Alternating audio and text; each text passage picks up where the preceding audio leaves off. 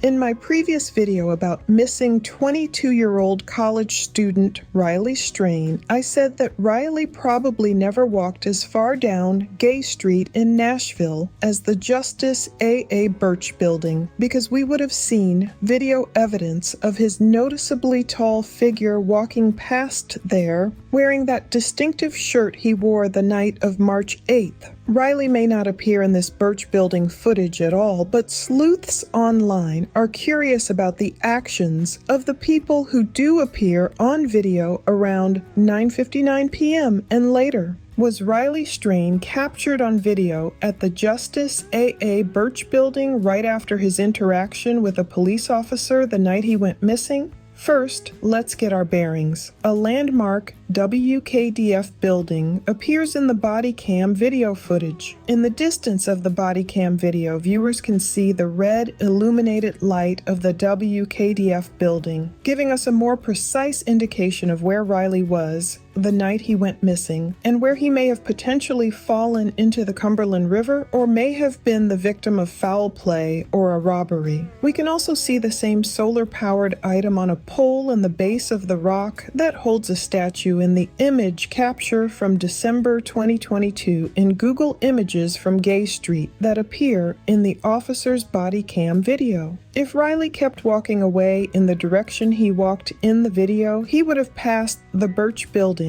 within seconds of the 9:52 p.m. body cam video.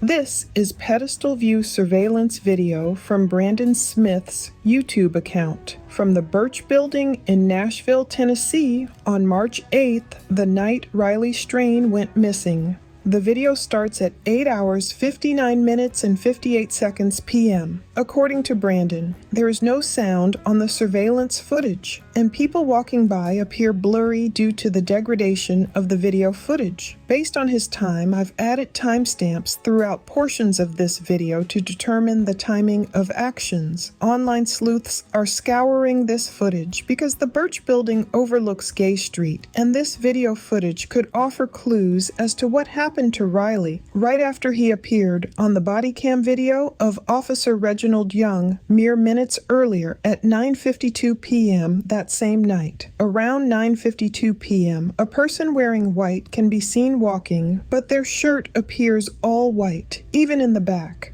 unlike Riley's multicolored shirt. Nevertheless, at nearly 9:55 p.m., a very shadowy figure appearing to wear black can be seen in a very blurry manner on the video, moving at a fast-paced clip, perhaps following the person wearing white.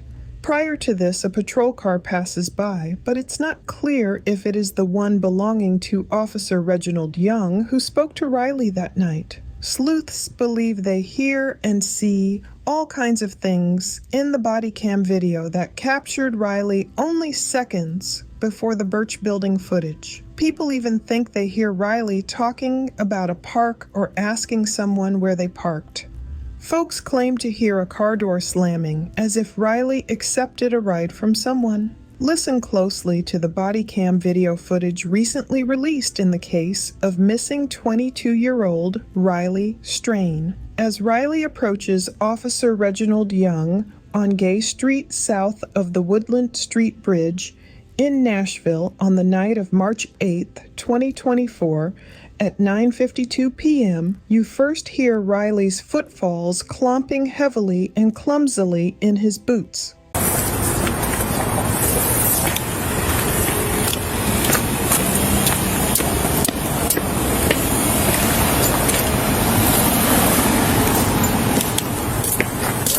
How you doing, sir? I'm good. How are you? Good.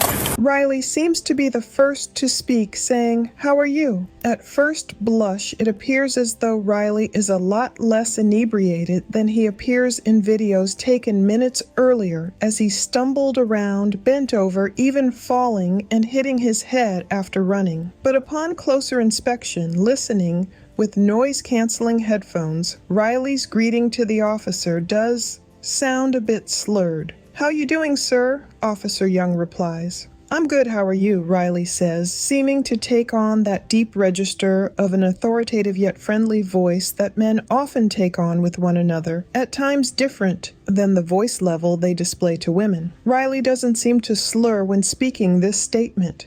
"Good," answers the officer. After that point, it sounds as if Riley may have uttered more words, which are more difficult to decipher as he walks farther away from the Bodycam microphone. Viewers believe they hear Riley say something about a park or a parked vehicle. Whether Riley was referencing the parked red truck that had its window smashed, or if he was looking for a nearby park, perhaps to relieve himself, is what is being debated on social media. "Volume way up," wrote one woman commenting on the Metropolitan Nashville Police Department's post on Facebook. After talking to the cop, sounds like you can still faintly hear his voice in the background, talking to someone, and says car or parked. The officer then says into his dispatch radio, "It's over here on Gay Street, near 1st Avenue North."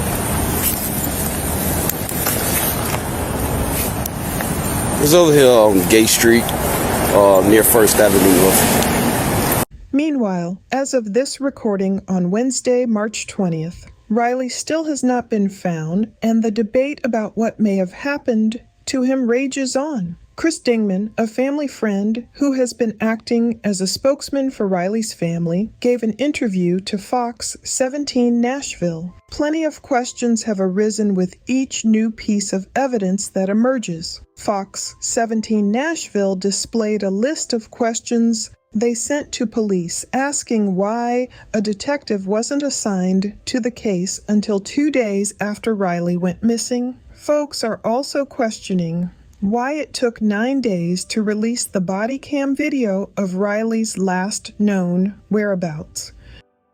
Did Riley make it to the Justice A.A. Birch Building?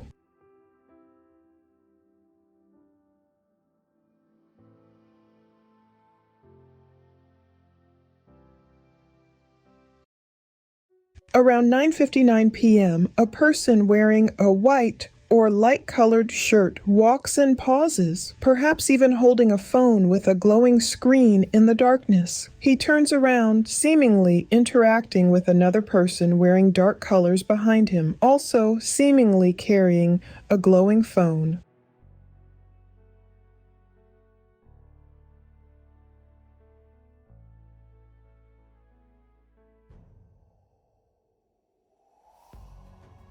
The duo pauses intermittently, perhaps waiting for each other, talking, maybe even looking over the edge at the Cumberland River. Around the same time, a group of 5 people on scooters go by. Surely, if any of these people would have seen anything significant, police would already know by now. That is, unless Riley met with foul play and the perpetrators are remaining silent. These could simply be folks enjoying their evening. However, if that were the moment Riley accidentally went in the water, did any of those people hear anything? A commotion? Riley's phone and Apple Watch both had plenty of battery life when they both simultaneously went offline. This indicates he probably went into the water. But people do not want to let go of the possibility of foul play or crazy smiley face killer theories. The same woman who commented on the Birch Building footage noticed something at the 2 hours, 6 minutes, and 29 seconds mark, which would have been around 11:06 p.m. She claimed to see the same 2 men, with a third,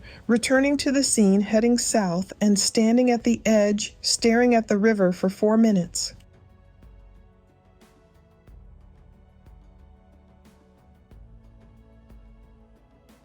I do see a figure wearing a light shirt, but there's no way to know if it's the same person we saw earlier around 10 p.m.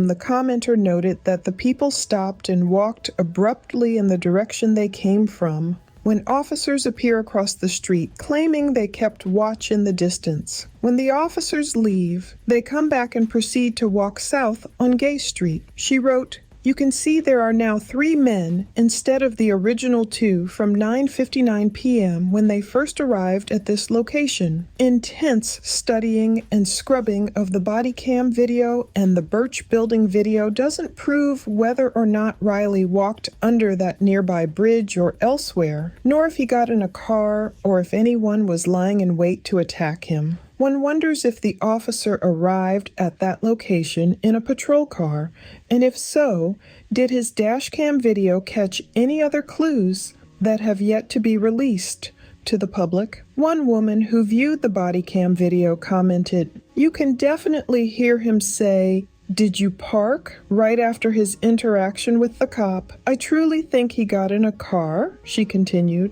"I've thought this since day one, and I think the cops know." Therefore, many theories about what may have been Riley's fate are running wild online the longer he remains missing. Others debate the notion that Riley seemed more sober during the Bodycam interaction. A woman wrote, "You can literally hear the way he's walking. It is not a totally fine walk. It's heavy and weird. It's possible he was trying to seem normal because of the cop." In the meantime, drones have been put in the air in the area where Riley went missing and boats in the water.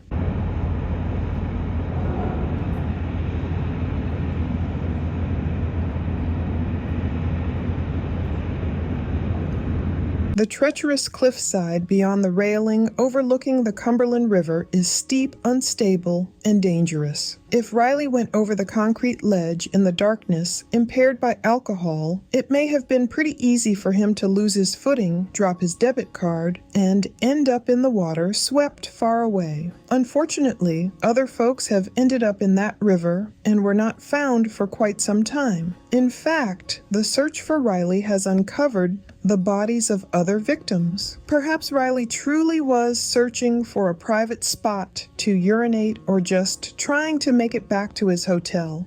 As goes the saying, alcohol and bodies of water don't mix. Other cities like Chicago that have popular concert venues near bodies of water have also reported accidental drownings, oftentimes involving males, since women tend to stay in groups when going out. Officials searched Cheatham Dam for Riley on Wednesday but didn't find anything. You can watch the entire 2.5-hour Birch Building video at the link below. I believe that if it did show Riley, viewers would have pointed it out by now. What's also important is what it doesn't show us. I haven't seen any proof of Riley walking or stumbling along in that video, which seems to prove that Riley didn't make it that far down Gay Street. But many of us continue to pray Riley's family gets answers soon. Lamentations 3:26. It is good to wait quietly for the salvation of the Lord.